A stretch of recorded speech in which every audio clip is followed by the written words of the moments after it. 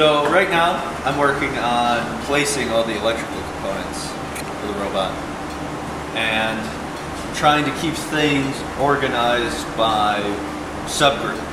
So communication things are in one spot, power stuff is in another spot, heavy things are in another spot. And I'm trying to keep the center opened up because the main mechanism we're going to use needs a lot of space in the center.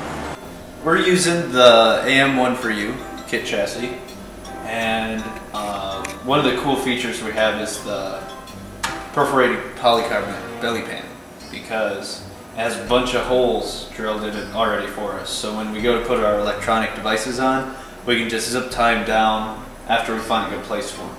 It also helps with wire management.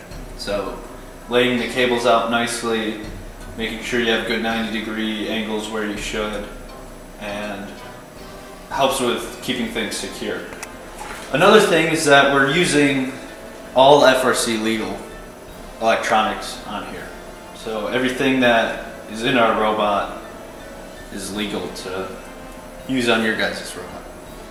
One thing I wanted to point out is that we laid our electronics out with cooperation with our mechanical team. They had a general idea of the mechanism they wanted to use, or a little catapult thing, and they said, make sure that the center's clear. Try to keep it as clear as possible. So that's what I tried to do. And then after I almost got this pretty much running, Danny came out and he mentioned, hey, I just looked at our CAD file and C-Rio is going to be in the way. So we started looking at, okay, do we have to move the C-Rio, or is there another way we can reconfigure the catapult so we don't have to do that? And it looks like we're going to move our battery, because we got this nice big open area over here. We're just going to probably move the battery over here or turn it, clear up a little bit more space in the center, so our main mechanism won't interfere with our electronics. Now that we're stuck here in this place like sailors on a ship, you don't want to get scurvy, so we better eat your oranges. Thanks, Andy. Oh, yes, the cameraman needs one. No, he can get scurvy. He can get...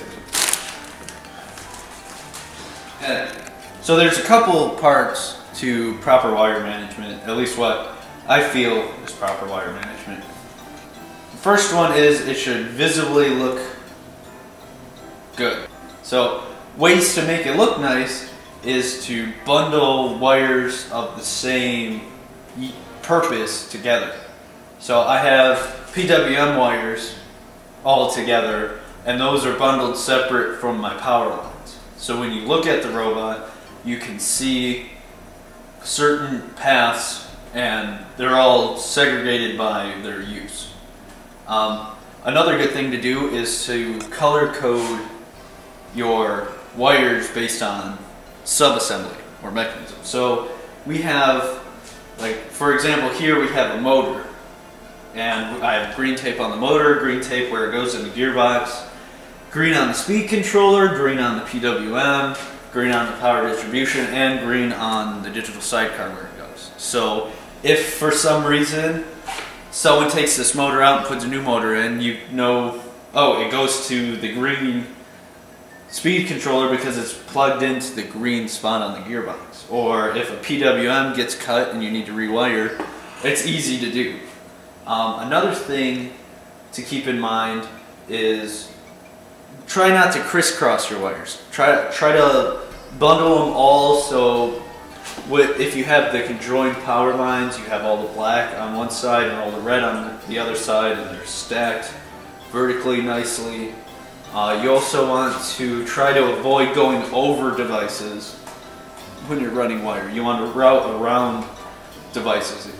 Another feature that I'd like to point out is where we're thinking about putting our radio. We're thinking about putting it next to the C-Rio, next to our digital sidecar, in this orientation.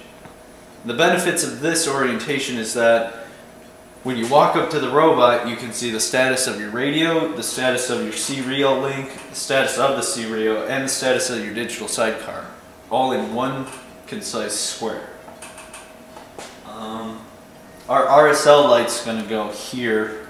I don't know where that is currently. This orange will take the place of the RSL light. So we're thinking about putting it here. So that way you can walk up to the robot, see status, and then go play games.